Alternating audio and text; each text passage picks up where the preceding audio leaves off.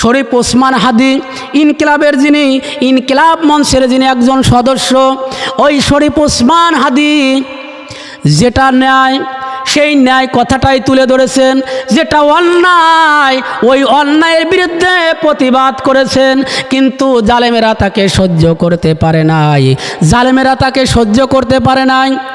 তিনি ঝালকাঠি জেলায় ও শরীফ ওসমান হাদি জন্মগ্রহণ করেছিলেন।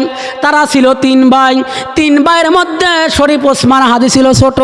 তার বাবা ছিলেন একজন মাদ্রাসার শিক্ষক, মাদ্রাসার পাশাপাশি ইমামতি করিতেন আর ছেলেকে ন্যায় শিক্ষা দিতেন, যেটা ন্যায় ন্যায় কথা বলতে হবে, অন্যায়ের বিরুদ্ধে প্রতিবাদ করতে হবে। উনি যখন ঝালকাঠি কামিল মাদ্রাসা থেকে পড়াশোনা করিলেন, পড়াশোনা করার পর এবার শরীফ ওসমান হাদি এইচএসসি যখন পাশ করিলেন, এইচএসসি পাশ করার পর ঢাকা বিশ্ববিদ্যালয় ডার্বি রাষ্ট্রবিজ্ঞানের তিনি চান্স পেয়েছিলেন। আল্লাহ রাব্বুল আলামিন পবিত্র কোরআনুল কারীম সূরা ইখলাসের মধ্যে আল্লাহ পাক বর্ণনা করেন, কুল হুয়াল্লাহু আহাদ। আল্লাহ পাক এক, তার কোনো শরীক নাই, তিনি অদ্বিতীয়। এরপর আল্লাহ পাক বলেন আল্লাহুস সামাদ, তিনি অদ্বিতীয়, তার কোনো শরীক নাই। আল্লাহ রাব্বুল আলামিন যে এক অদ্বিতীয়, তার কোনো শরীক নাই, তিনি কাউকে জন্ম দেন নাই, কেউ তাকে জন্ম দেন নাই। সম্মানিত উপস্থিতি, হাদিস শরীফের মধ্যে দেখলাম হযরত আয়েশা রাদিয়াল্লাহু আনহা হতে বর্ণিত। হযরত আয়েশা বর্ণনা করেন, উনি সুন্দরভাবে বর্ণনা করেছেন, আল্লাহ নবী বিশ্ব নবী জনাব মুহাম্মদ রাসূলুল্লাহ, আমরা সকলেই পড়ি সাল্লাল্লাহু আলাইহি সাল্লাম, কোনো এক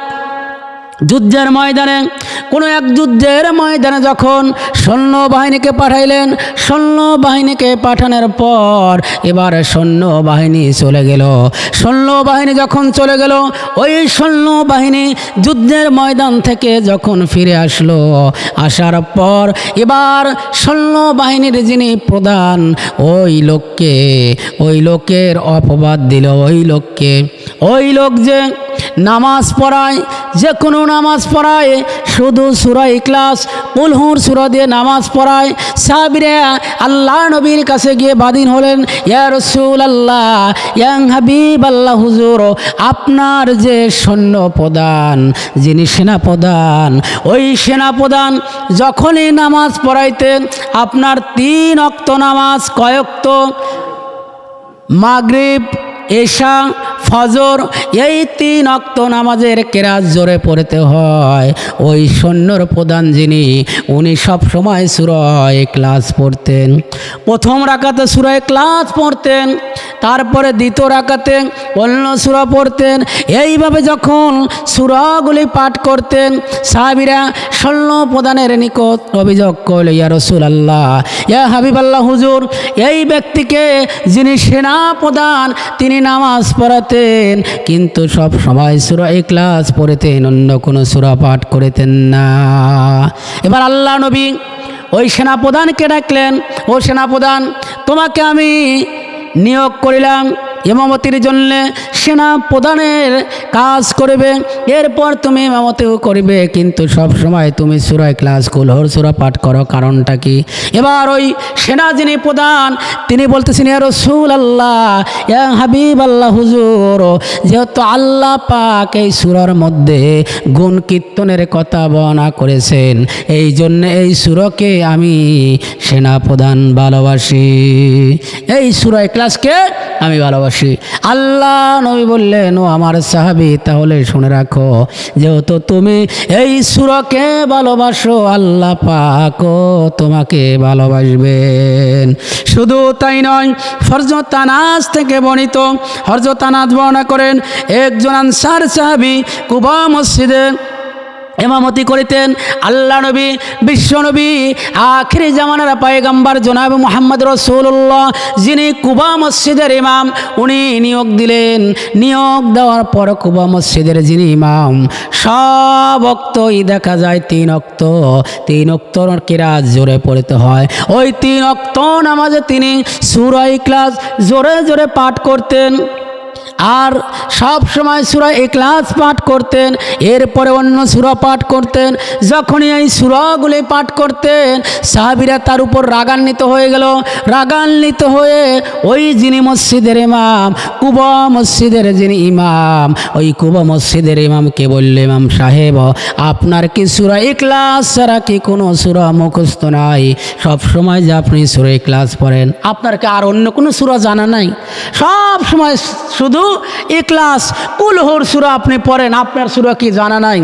বলতেছে তখন ওই ইমাম বলতেছে, আমার পিছনে তোমাদের মন চায় নামাজ পড়ো, না চায় নামাজ না পড়ো, আমি ইখলাসই পাঠ করব।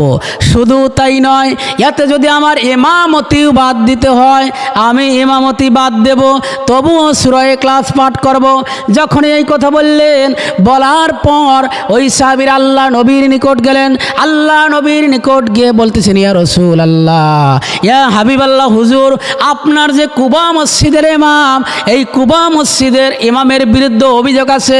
নবী আমার ডাক দিয়ে বললেন, ও আমার সাহাবীরা, তোমরা কি বলতে চাও? কুবা মসজিদের ইমাম যিনি, সে তো একজন ভালো লোক, তার বিরুদ্ধে কিসের অভিযোগ? বলতেছে, অভিযোগ হলো একটাই, সেই অভিযোগ হলো সব সময় সূরা ইখলাস পাঠ করে, অন্য সূরা পাঠ করে না। যখন এই কথা বললেন, বলার পর এবার আল্লাহর নবী কুবা মসজিদের যিনি ইমাম, ওই কুবা মসজিদের ইমামকে ডাকলেন, কুবা মসজিদের ইমাম, আমার কাছে আসো। আল্লাহ নবীর কাছে গেলেন। আল্লাহ নবী তাকে ডাক দিয়ে বললেন, তুমি অন্য সূরা কিসের জন্য পাঠ করো না? বলতেছি, ইয়া রাসূলুল্লাহ, ইয়া হাবিবাল্লাহ, হুজুর, এই সূরাটা আমার ভালো লাগে, যার কারণে এই সূরাটা আমি ভালোবাসি, যার কারণে এই সূরাটা আমি বেশি তেলাওয়াত করি। আল্লাহ নবী বললেন, ও আমার সাহাবী, আল্লাহ পাক এই সূরার বদলাতে তোমাকে জান্নাত দিয়ে দিবেন, এই সূরার বদলাতে তোমাকে জান্নাত দিবেন। এই জন্য আল্লাহ পাক বলেন, কুলহু আল্লাহু আহাদ আল্লাহুস সামাদ লাম ইয়ালিদ ওয়া লাম ইউলাদ ওয়া লাম ইয়াকুল লাহু কুফুয়ান আহাদ। শুধু তাই নয়, এই সূরা ইখলাসের যে ফজিলত হাদিস শরীফের মধ্যে দেখলাম, হযরত আবু হুরায়রা রাদিয়াল্লাহু আনহু বর্ণনা করেন, তিনি একদিন সমস্ত সাহাবী, আল্লাহ নবী, বিশ্ব নবী, আখিরি জামানার পয়গম্বর জনাব মুহাম্মদ রাসূলুল্লাহ, সমস্ত সাহাবীদেরকে ডাক দিয়ে বললেন, ও আমার সাহাবীরা, তোমাদেরকে আমি আজ কোরআনের 1/3 অংশ অর্থাৎ 10 পারা আমি আজ তোমাদেরকে পাঠ করে শোনাবো, তোমরা একটু বসো। যখন এই কথা বললেন, বলার পর নবী আমার চলে গেলেন ঘরের মধ্যে। সমস্ত সাহাবীরা এক জায়গায় বসে রইলেন। কিছুক্ষণ পর আল্লাহ নবী, বিশ্ব নবী চলে আসলেন। আসার পর সূরা ইখলাস পাঠ করিলেন। ইখলাস পাঠ করার পর নবী আমার ঘরের মধ্যে চলে গেলেন। আল্লাহ নবী যখন ঘরের মধ্যে চলে গেলেন, সাহাবীরা কানাঘুষা করতে লাগলেন আর বলতে লাগলেন, আল্লাহ নবী বললেন, কোরআনুল কারীমের 1/3 অংশ অর্থাৎ 10 পারা তোমাদেরকে পড়ে আমি শোনাবো। আল্লাহ নবী কোথায় চলে গেলেন? নবী তো আর আসেন না। বিশ্ব নবী আমার কোথায় চলে গেলেন? শুধু তাই নয়, সাহাবীরা বলতে লাগলেন, কানাঘুষা করতে লাগলেন, সম্ভবত আল্লাহর নবীর উপরে ওহী নাজিল হবে। এই ওহী নাজিল হওয়ার কারণে সম্ভবত বাহিরে আছে। নবী আমার কিছুক্ষণ পর আবার আসলেন, এসে বললেন, ও আমার সাহাবীরা, তোমরা এতক্ষণ ধরে বসেই আছো, কারণটা কি?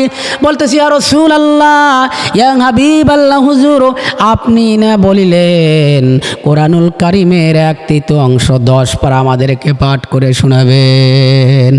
সাহাবীরা বলতেছেন, হুজুর, আপনি বললেন 10 পারা পাঠ করে আমাদেরকে শোনাবেন, কিন্তু আপনি কোথায় গেছেন? বলতেছে, আমি তো 10 পারা তোমাদেরকে শোনাই গেলাম। বলতেছে আপনি সূরা ইখলাস পাঠ করিলেন। আল্লাহ নবী বললেন, ও আমার সাহাবীরা, শুধু তাই নয়, এই ইখলাসই পবিত্র কোরআনুল কারীমের 1/3 3 ভাগের 1 ভাগ অর্থাৎ 10 পারা। 3 ভাগের 1 ভাগ অর্থাৎ 10 পারা। আল্লাহ নবী, বিশ্বনবী, আখিরি জামানার পয়গম্বর জনাব মুহাম্মদ রাসূলুল্লাহ সাল্লাল্লাহু আলাইহি সাল্লামের একজন সাহাবী, সেই সাহাবী প্রতিদিন 10 বার করে সূরা ইখলাস পাঠ করিতেন। সূরা ইখলাস যখন 10 বার করে পাঠ করতেন, আল্লাহ নবী তখন বললেন, ও আমার সাহাবী, তোমরা কি জানো?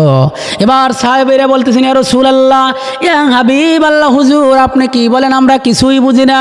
বলতেছে, যে ব্যক্তি 10 বার সূরা ইখলাস পাঠ করিবে, আল্লাহ পাক তাকে জান্নাতের মধ্যে একটা প্রসাদ বানিয়ে দিবেন, জান্নাতের মধ্যে একটা বিল্ডিং বানিয়ে দিবেন। একটু বসেন, সময় দেব না, বসেন একটু। জান্নাতের মধ্যে একটা বিল্ডিং বানিয়ে দিবেন।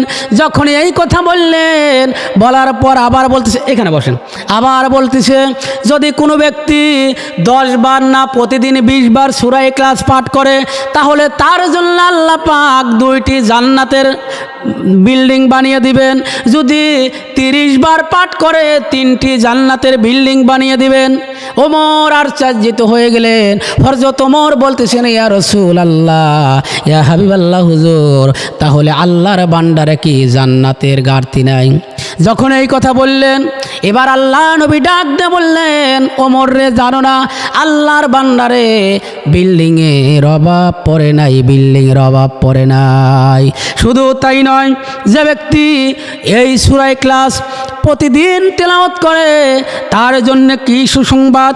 হাদিস শরীফের মধ্যে আছে, আল্লাহ নবী আখিরি জামানার পয়গম্বর বিশ্বনবী সূরা ইখলাস পাঠ সম্পর্কে বর্ণনা করেন।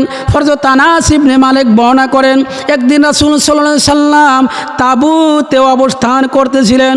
সেই দিন ভোরবেলা সূর্য এত বেশিভাবে তাপমাত্রায় উদিত হলো, যা এর পূর্বে এতদিন আর কোনোদিন উদিত হন নাই।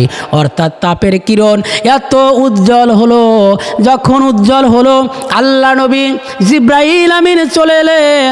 জিব্রাইল আমিন যখন চলে এসে আইলেন, আল্লাহ নবী ডাক দিয়ে বললেন জিব্রাইল আমিনকে, ভাই জিব্রাইল, ইয়া আখি, ভাই জিব্রাইল, আজকে সূর্যের তাপমাত্রা এত কিরণ কেন, এত উজ্জ্বল কেন, কারণটা কি?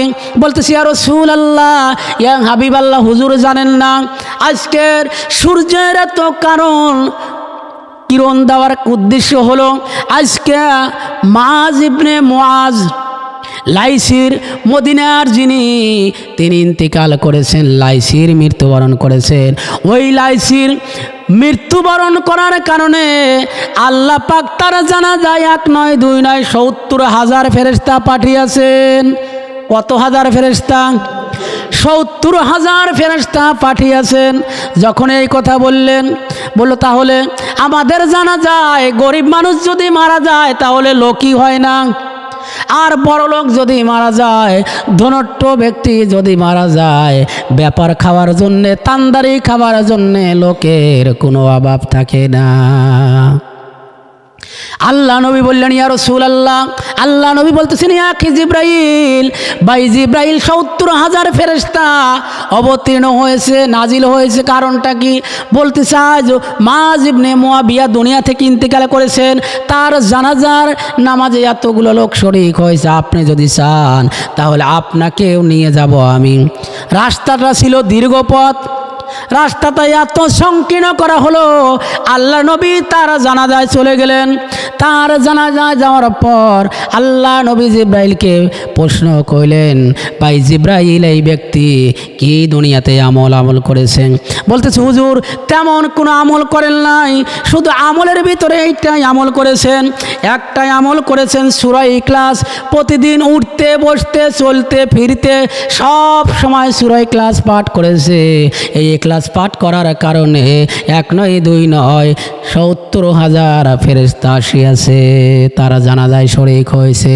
সম্মানিত উপস্থিতি, তাহলে যে ব্যক্তি ভালো কাজ করবে, ভালো কাজ যদি করে, এর জানাজায় ফেরেশতা পর্যন্ত নাজিল হবে, অবতীর্ণ হবে।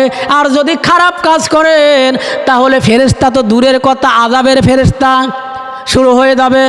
এই যে গত কয়েকদিন আগে আপনারা সকলেই জানেন, শরীফ ওসমান হাদি ইনকিলাবের যিনি ইনকিলাব মঞ্চের যিনি একজন সদস্য, ওই শরীফ ওসমান হাদি যেটা ন্যায় সেই ন্যায় কথাটাই তুলে ধরেছেন, যেটা অন্যায় ওই অন্যায়ের বিরুদ্ধে প্রতিবাদ করেছেন। কিন্তু জালেমেরা তাকে সহ্য করতে পারে নাই, জালেমেরা তাকে সহ্য করতে পারে নাই। তিনি ঝালকাঠি জেলায় ও শরীফ ওসমান হাদি জন্মগ্রহণ করেছিলেন। তারা ছিল তিন ভাই, তিন ভাইয়ের মধ্যে শরীফ ওসমান হাদি ছিল ছোট। তার বাবা ছিলেন একজন মাদ্রাসার শিক্ষক, মাদ্রাসার পাশাপাশি ইমামতি করিতেন আর ছেলেকে ন্যায় শিক্ষা দিতেন, যেটা ন্যায়, ন্যায় কথা বলতে হবে, অন্যায়ের বিরুদ্ধে প্রতিবাদ করতে হবে। উনি যখন ঝালকাঠি কামিল মাদ্রাসা থেকে পড়াশোনা করিলেন, পড়াশোনা করার পর এবার শরীফ ওসমান হাদি এইচএসসি যখন পাশ করিলেন, এইচএসসি পাশ করার পর ঢাকা বিশ্ববিদ্যালয় ডার্বি রাষ্ট্রবিজ্ঞানের তিনি চান্স পেয়েছিলেন। ওখানকার একজন ছাত্র, উনি যখন ন্যায় কথা বলেছিলেন, এমনকি 24 আগস্ট তিনি ন্যায় কথা বলেছিলেন, ছাত্র আন্দোলনের পক্ষে ছিলেন। তিনি সত্য কথা বলার কারণে জালেমেরা সহ্য করতে পারে নাই, তাকে গুলি করে মাথায় তাকে গুলি করা হয়েছিল।